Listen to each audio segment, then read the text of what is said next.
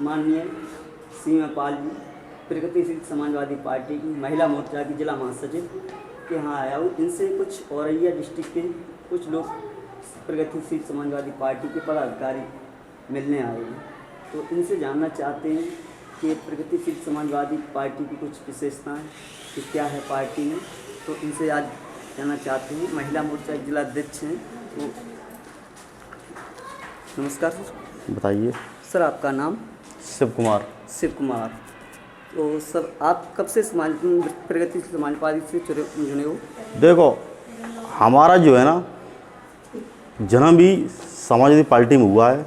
हमारा पूरा परिवार जो ना इस पार्टी में साथ दिया और इस पार्टी के ऊपर ही हम लोग निर्भर रहते हैं।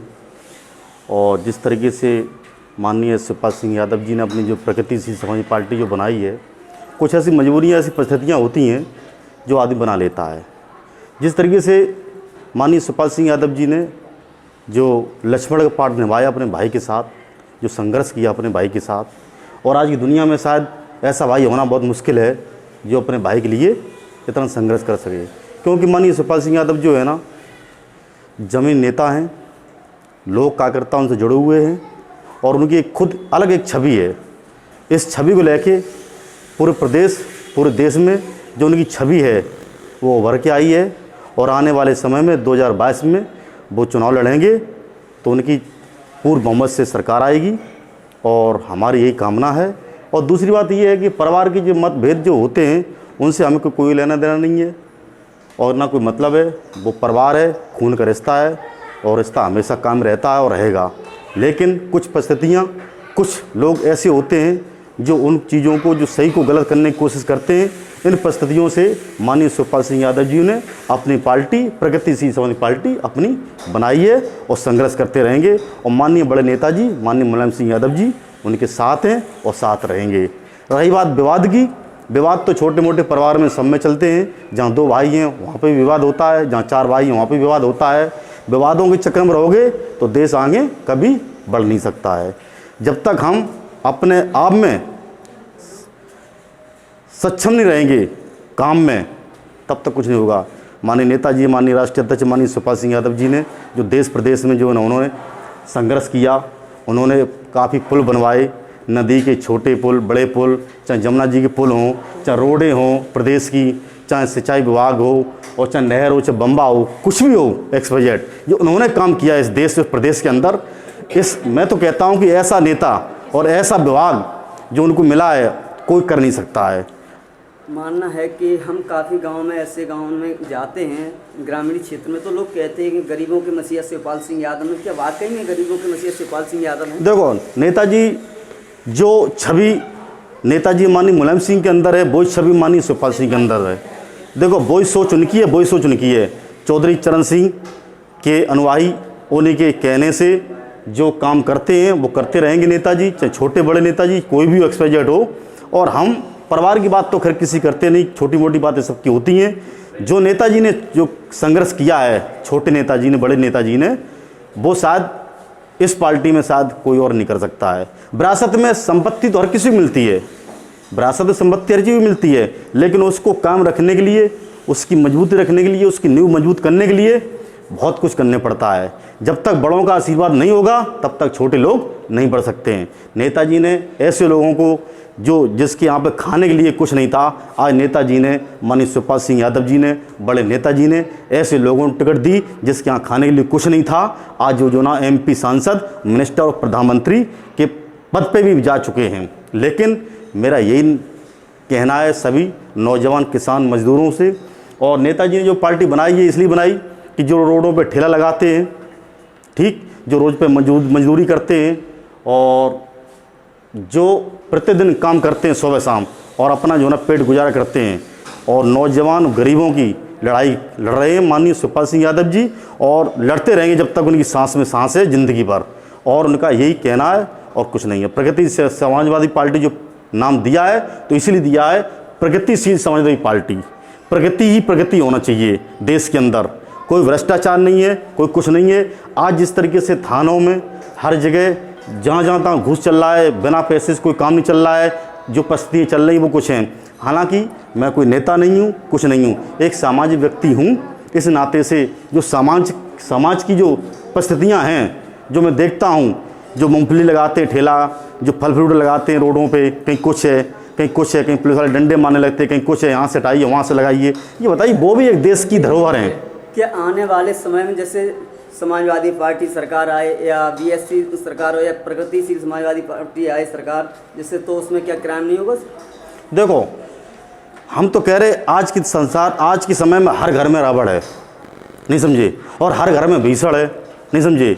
लेकिन उस लंका को बचाने के लिए जब तक विभीषण जैसे लोग उस लंका से निकल के जब तक रामचंद्र जी के चरणों में नहीं जाएंगे, जब तक लोग एक दूसरे के कहेंगे नहीं एक दूसरे के बारे में कि कौन अच्छा कौन क्या, क्राइम तो सब में चलते हैं, किसी कम किसी में ज़्यादा। लेकिन मैं ये नहीं कहता हूँ, क्राइम की बात करता हूँ। देखो ऐसा है, आज मान लो कि मैं यहाँ खड़ा हूँ, अचानक मुझे कोई गोली मार दे, उसमें कोई सरकार की दोष नहीं है, ना किसी एसएसपी का कोई दोष है, और किसी ने अचानक गोली मार दी उसमें मुख्यमंत्री का कोई मतलब नहीं है। वही तो लोग कहते हैं कि इंसाफ दो, हाथरस केस है, सभी यही कहती है जनता के इंसाफ चाहिए। जब सरकार पे देखो, योगी जी इस्तीफा दें या सरकार उनको सजा दें, तो हमारा उद्देश्य ये है कि जो इस तरीके से जो देश और प्रदेश में जो बलात्कार और ये भूमि माफिया, दारू माफिया कहीं कुछ है इस तरीके से, और जो बलात्कार जो केस चल रहे हैं, जब तक एक कानून नहीं बनाया जाएगा इसका, नहीं समझे, आप बलात्कार को चाहे कोई सरकार आए कोई नहीं रोक सकता है।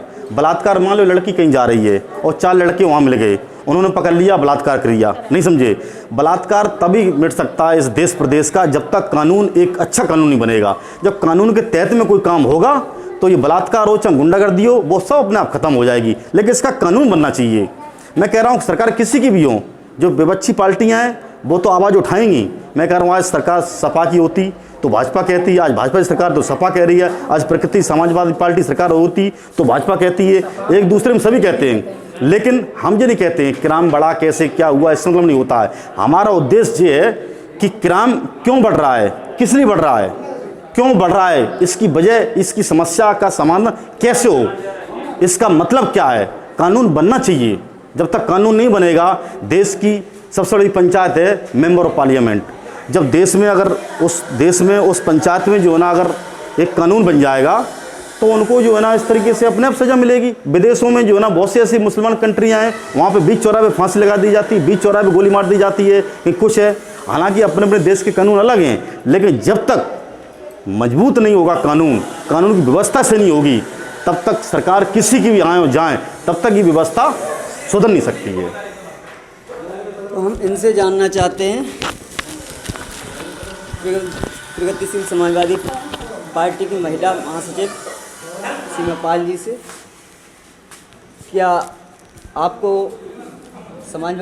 प्रगतिशील समाजवादी पार्टी माननीय शिवपाल सिंह यादव की कुछ ऐसी विशेषताएं हैं जो वो सत्ता में भर के आ सकते हैं? कि हम भी ग्रामीण क्षेत्रों में जाते हैं तो कुछ लोग कहते हैं कि माननीय शिवपाल सिंह यादव गरीबों के मसीहा हैं, गरीबों की मदद करते हैं, जितना भी रोजगार युवाओं को मिलता है शिवपाल सिंह यादव ही दिलाते हैं। सरकार आने पर फिर भी युवाओं के चेहरे खिल उठेंगे, तो ऐसा मानना है कि आपका ऐसा होगा? जी, हमारे मंत्री जी शिवपाल सिंह यादव जी बहुत जुझारू नेता जी हैं।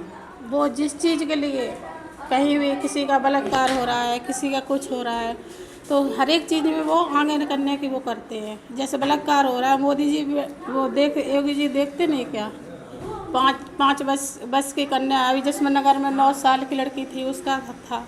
तो ये सब अच्छा नहीं हो रहा ना, अच्छा हो रहा नहीं हो रहा। हमारे मंत्री जी अगर मेरी सरकार आएगी तो ऐसा भ्रष्टाचार नहीं होगा। हमारे मंत्री जी जिस इंसान को न्याय दिलाते हैं, किसी का कोई लड़ाई दंगा हो, किसी ज़मीन कब्जा हो, उसका भी वो न्याय दिलाते हैं, सब चीज़ का न्याय दिलाते हैं। हमारे मंत्री जी बहुत बढ़िया है, बहुत सही है, किसी चीज़ को वो नहीं है। भैया जी आपका नाम? विकास कुमार। आप कहाँ से हो? मैं छल्दा से हूँ, औरैया जिला से। अच्छा, छल्दा से। तो आप आज यहाँ इनसे मिलने के लिए आए हो ना? जी। अच्छा। मैंने सीमा पाल जी प्रगतिशील समाज पार्टी की महिला मोर्चा की सचिव हैं और उनसे भाई कांटेक्ट हुआ है, तो उनसे मिलने के लिए और पार्टी के लिए विस्तार की बात चर्चा के लिए आया हूँ। तो क्या आपको लगता है कि आने वाले समय में प्रगतिशील समाजवादी पार्टी उभर के आएगी? ऐसा है कि हम बिल्कुल आएगी, इसके लिए हम लोग मेहनत करेंगे। माननीय मेरे मंत्री जी हैं, वो भी ज़मीनी स्तर से जुड़े हुए हैं, बहुत पुराने, वो ज़मीनी से उठे हैं, तो इसके लिए मैं भी मेहनत करूँगा। सब पार्टी पर लगातार मेहनत करेंगे तो बिल्कुल आएगी। Yes yes. सर आपका नाम? जी हमारा नाम विपिन कुमार जी। कहाँ से हो आप? हम अछंदा से आया हूँ और डिस्ट्रिक्ट हो रही है हमारी। हम मैडम से मिलने आए हैं, सीमा पाल। अच्छा, तो क्या आप समाजवादी प्रगतिशील समाजवादी पार्टी से कब से जुड़े हो? मैं जुड़ा तो काफ़ी पहले से हूँ और थोड़ा मतलब दीदी का अच्छा काम चल रहा है और माननीय शिवपाल सिंह यादव जी का, तो दीदी से मुझे मिलकर अच्छा लगा है और उनके यहाँ पे इसीलिए आया हूँ कि और इनका मतलब सिस्टम बहुत अच्छा है। अच्छा अच्छा। पार्टी कह रही तो लोगों का मानना है कि प्रगतिशील समाजवादी पार्टी के प्रदेश वो अध्यक्ष जी हैं माननीय शिवपाल सिंह यादव, क्या सत्ता में आने के बाद युवाओं की और गरीबों की मदद करेंगे क्या? बिल्कुल अवश्य करेंगे, क्योंकि वो उन्होंने अभी तक युवाओं को गरीबों के लिए वो बने हैं और उन्होंने किया है काम। अच्छा। वो खुद ही जमीनी से रहे तो भाई गरीबों और युवाओं की तो सोचते ही है, उनका ये मानना है। तो आज ये यहाँ पर जो आए हैं अछलदा से औरैया डिस्ट्रिक्ट से, तो ये माननीय सीमा पाल जी का तहे दिल से स्वागत करने के लिए आए हैं।